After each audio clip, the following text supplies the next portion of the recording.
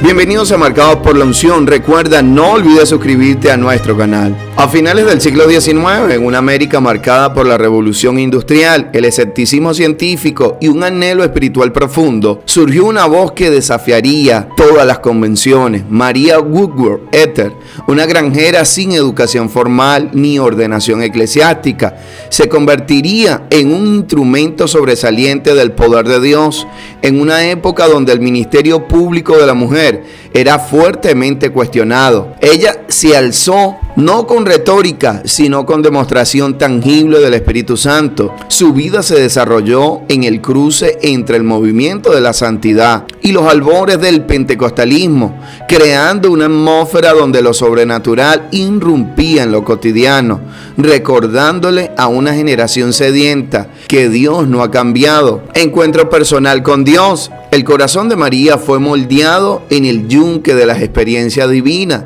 desde su más tierna infancia. Primera visión a los 13 años mientras oraba en un bosque. Tuvo una visión vivida, un vasto campo de trigo blanco para la cosecha y multitudes de personas alzando su mano hacia ella, clamando por pan. Una voz le dijo: tú debes alimentarlos. Este fue su llamado misionero, aunque no comprendería su pleno significado hasta años después. El llamado persistente tras la trágica muerte de 5 de sus 6 hijos en la infancia, un dolor que profundizó su dependencia de Dios. El llamado se intensificó, soñaba constantemente que predicaba a grandes congregaciones. En una ocasión, mientras oraba, sintió el poder del Espíritu Santo sobre ella de manera abrumadora. Una voz en el interior le aseguró: tú predicas y yo pondré mi sello sobre esto. La unción para sanar. Poco después de comenzar su ministerio evangelístico, Dios le dio una visión específica. Vio manos enfermas siendo puestas sobre los enfermos y estos sanando. El Señor le dijo claramente que la sanidad divina sería una señal de identidad en su ministerio, una confirmación de la palabra predicada.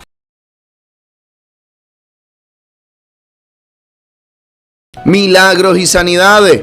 Los milagros en sus reuniones no fueron eventos aislados, sino un río constante de gracia que marcó su trayecto ministerial. Primeras señales. En el año 1880, en sus primeras campañas en Indiana, comenzaron a reportarse sanidades de dolencia, como reumatismo y ceguera. Un hombre que llevaba años con los brazos paralizados los levantó completamente sano ante la congregación, estableciendo un precedente de lo que estaba por venir. El trance divino, 1885, durante una campaña en Indiana, un fenómeno singular comenzó a manifestarse.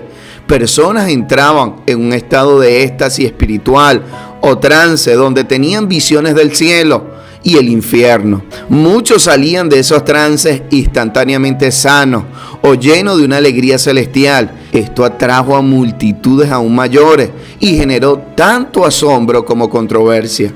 Sanidades documentadas, 1890. En una reunión en Indiana, una niña sorda de nacimiento fue sanada. Su madre, incrédula al principio, testificó cómo la niña giró su cabeza al escuchar por primera vez el sonido de un tren.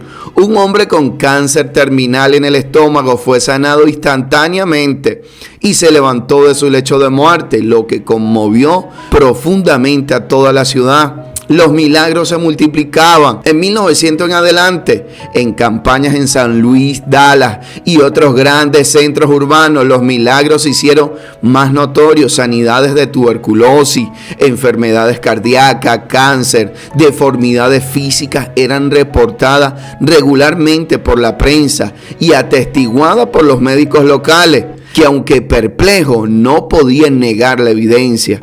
Sanación de una mujer en silla de ruedas.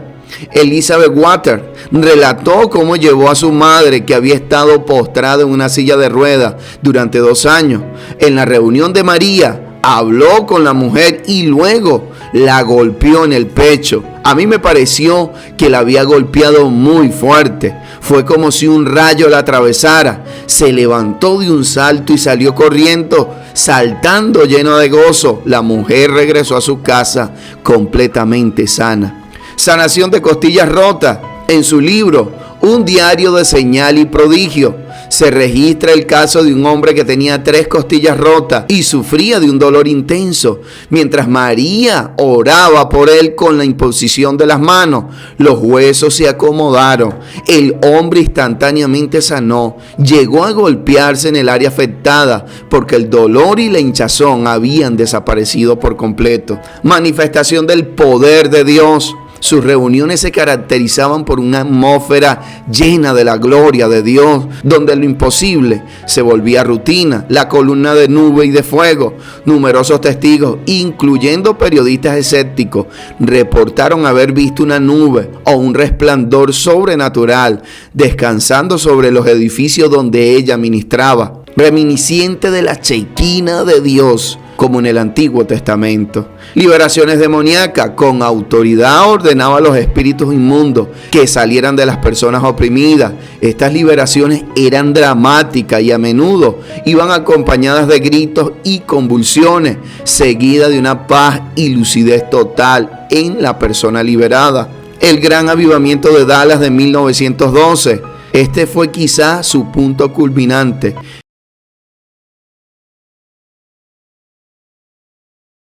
Miles de personas abarrotaron el tabernáculo de la carpa. Los fenómenos del trance y la muerte aparente, donde personas yacían inmóviles en el espíritu por horas, teniendo encuentros celestiales, eran comunes. Se registraron sanidades masivas y bautismo del Espíritu Santo con la evidencia de hablar en otras lenguas, uniendo su ministerio con el emergente movimiento pentecostal.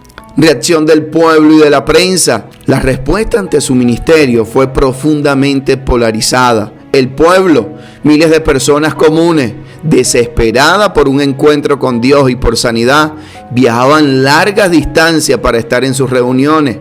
La veía como una madre espiritual y una profetisa. Su historia de transformación llenaban los testimonios de la iglesia. La iglesia establecida, muchos líderes religiosos la tacharon de fanática, hereje o instrumento del diablo. La acusaban de hipnotismo masivo y de ser una mujer que violaba el orden bíblico. Al enseñar a hombres, fue perseguida, calumniada y hasta encarcelada brevemente bajo cargos falsos. La prensa, los periódicos eran un reflejo de la división. Algunos artículos la ridiculizaban con títulos como La mujer del trance o La hechicera, describiendo sus reuniones como espectáculos de histeria colectiva. Otros, sin embargo, tras investigar, publicaban reportes asombrados titulados Milagros Modernos, donde, aunque con cautela, admitían no tener explicación para los fenómenos y sanidades que presenciaban. Impacto espiritual y legados de huellas de fe. El impacto de María es incalculable, precursora del pentecostalismo. Su ministerio, con énfasis en la sanidad, los dones del Espíritu y las manifestaciones sobrenaturales, allanó el camino para el avivamiento pentecostal de la calle Azusa y Bellon. Líderes como Smith Wigglesworth y John Hay la consideraron como una inspiración fundamental. Modelos para las mujeres del ministerio. Rompió el molde del género, demostrando que el Espíritu Santo unge y llama a quien Él quiere, sin distinción de sexo. Se convirtió en un modelo a seguir para generaciones de mujeres ministras. Teología de lo sobrenatural. Su vida y su libro Las Maravillas y Milagros constituyen un legado teológico práctico, enseñando que los milagros del Nuevo Testamento están disponibles para la iglesia de hoy, no por méritos humanos, sino por la fe en las promesas de Dios. Conclusión: la vida de María no se resume en milagros espectaculares o multitudes impresionantes, sino en una relación íntima, constante y obediente con el Espíritu Santo. Su secreto fue una fe simple pero inquebrantable que tomaba a Dios en su palabra. Fue una mujer que, a pesar del dolor, la incomprensión, la persecución, eligió creerle a Dios más que sus circunstancias. Su legado es un recordatorio pastoral y poderoso de que el cielo no busca títulos humanos ni habilidades elocuentes, sino vasos disponibles, corazones rendidos y una fe dispuesta a obedecer, incluso cuando el camino parece imposible. En un mundo que clama por lo auténtico, su historia nos desafía a buscar no los dones, sino al dador, anhelar no la manifestación